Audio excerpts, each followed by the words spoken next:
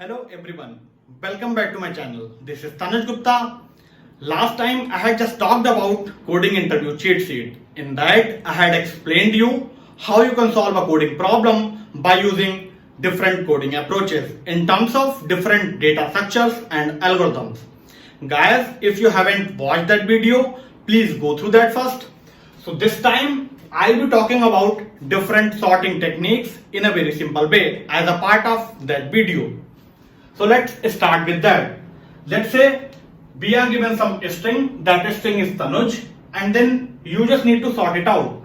So the sorted string would be A, J, and TU. On the same page, we are given an array of 9, 1, 7, 3, and we just need to sort it out. So the sorted array would be 1, 3, 7, 9. As we know, in Java, we can convert the string into the character array. So we do have the API for the same, s dot to char array. So this is the method you just need to use to convert the string into the character array. Obviously, in other languages we would be having a different construct, but I am not going into that detail. I will be mainly targeting on the Java language. So let's say given an array, I just need to sort it out. So in Java we do have the util class, that is arrays. In the arrays util class we do have a sort method in which we can pass the reference of the array, either integer array, that is A, or character array, that is CH. So this is how these arrays are sorted. Obviously, we can use the standard sorting algorithms. Those are, let's say, bubble sort, insertion sort, or selection sort. These kind of algorithm runs in O(n) squared time complexity. Few of the optimized sorting algorithms, that are quick sort, merge sort, or heap sort. These kind of algorithm runs in O(n) log n time complexity. And we do have a different set of algorithms. Those are counting sort, bucket sort, and Reddick sort. They runs in O(n) time complexity. Apart from these, we do have a bunch of other sorting algorithms. If you want, you can go into the detail.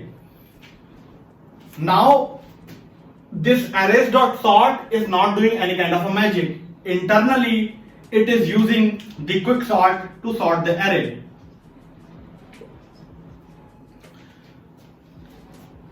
Now let's say we want to sort some dynamic list in terms of array list. So in Java we do have a construct of the collections util class.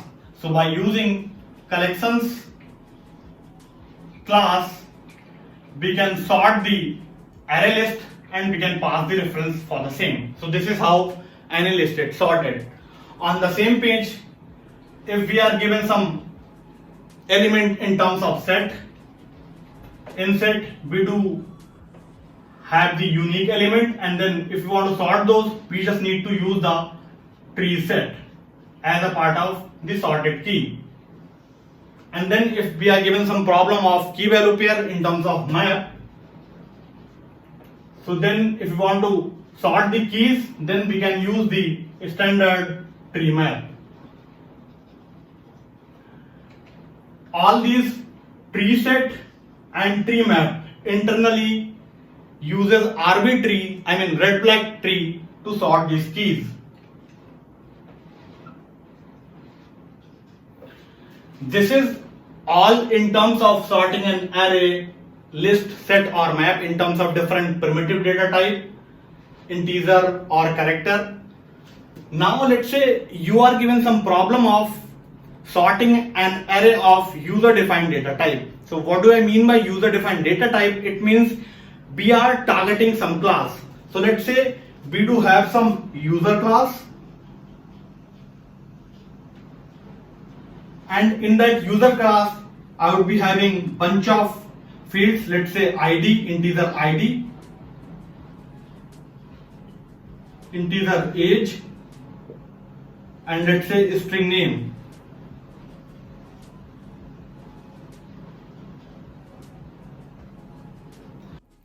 So based on the user defined data type, let's say we want to sort an array of user with respect to the ID or age. What do I need to do to sort it? We just need to write our own custom comparator. Basically, comparator is an interface in Java which is used to compare two objects altogether. And how will I do that? Let's see that. We just need to create a class that is custom comparator, and it is going to implement the comparator.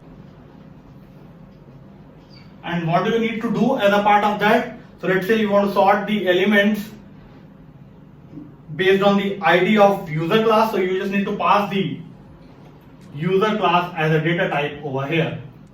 And then as soon as you have implemented the comparator interface, you just need to override the compare class.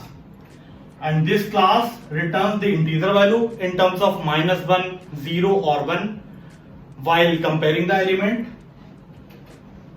And in that compare method, you can pass different object, user u1 and user u2. As I said, if I want to sort the array based on ID, what I need to do, and that array would be in the increasing order of ID. So what do I need to do? Return u1.id minus u2.id. So this is how the custom array of user would be sorted. Once this custom comparator is created, what do I need to do? We just need to pass this comparator as a reference of this sort method. So arrays dot sort, whatever the reference of the user array, I would say u, and then pass this class new custom comparator.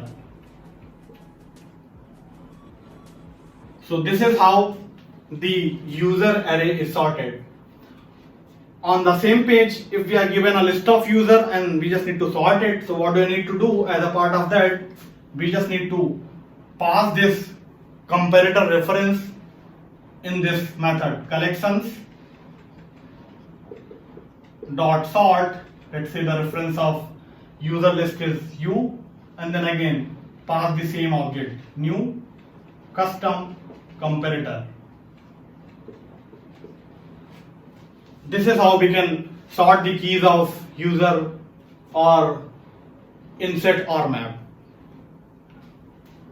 Now sometimes you just need to sort the array based on a different fields. Let's say in a particular object we have a same age or same ID. So if it is same, we just need to sort that object based on a different field. So let's say we, in case of the equal ID, we want to sort it based on the age. So what do we need to do as a part of that? We just need to compare two elements in terms of ID and age. So once, I'll be writing this statement only. All the statements would be the same in this case. Then it would be like return if IDs are not equal. It means u1.id is not equal to u2.id. What do I need to do? The same case. We just need to return the user objects in increasing order of ID. In case they are same, what do I need to do? We just need to sort the user object with respect to the age. And maybe that we want in decreasing order. So what we need to do? u2 dot in the reverse order, u2 dot age minus u1 dot age. So this is how we write the comparator. By default, all these elements are sorted in the increasing order. If you want the reverse order, what you can do as a part of the next argument, you can, let's say in terms of the integer values, you can do the collections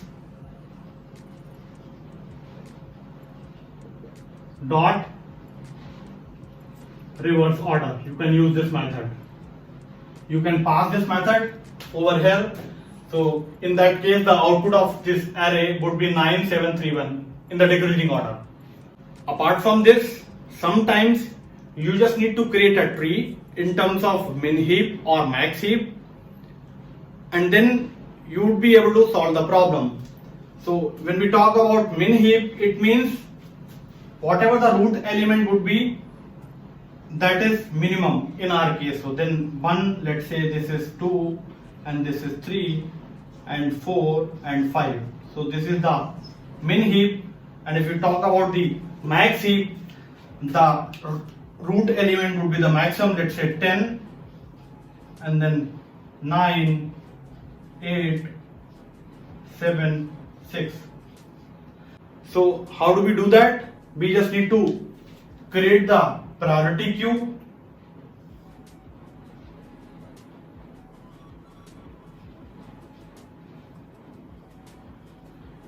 If we say we want to create a heap of, min heap, so